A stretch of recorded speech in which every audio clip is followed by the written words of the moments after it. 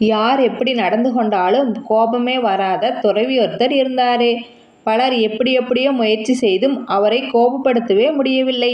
எப்படி இவரால் இப்படி இருக்க முடிகிறது என்று ஒரு சிஷ்யன் துறவியிடமே கேட்டும் விட்டான். யாரிடமும் கோபப்படாத ரகசியத்தை அவர் விளக்கினார். ஒரு ஏரியில் காலியான படகில் அமர்ந்து தியானம் செய்வது என் வழக்கம். அப்படி ஒரு முறை தியானத்தில் இருந்தபோது நான் அமர்ந்திருந்த படகை வந்து முட்டியது ஒரு படகு. என் தியானம் கலைந்தது. இப்படி அஜாக்கிரதையாக படகை முட்டியது யார் என்று கோபமாக கண்களை திறந்து பார்த்தால் அது ஒரு வெற்று படகு. காற்றுக்கு அசைந்து அசைந்து அந்த படகு என் படகின் மீது மோதியது.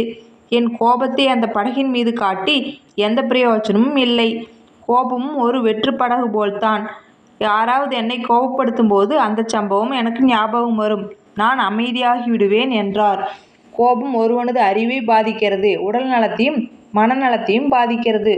புரிந்ததா என்றார் குரு. சிஷ்யன் தெளிவுற்றான். உண்மையான பலசாலி யார் என்றால் தன் வலிமையால் மக்களை அடக்குபவன் அல்ல, அன்பால் உலகத்தை ஆள்பவனே பலசாலி. அன்பு உலகை ஆளும். இந்த மாதிரி குட்டி குட்டி கதைகளை கேட்கறதுக்காக நம்ம சேனலை லைக் பண்ணுங்கள், சப்ஸ்கிரைப் பண்ணுங்கள். தேங்க்யூ.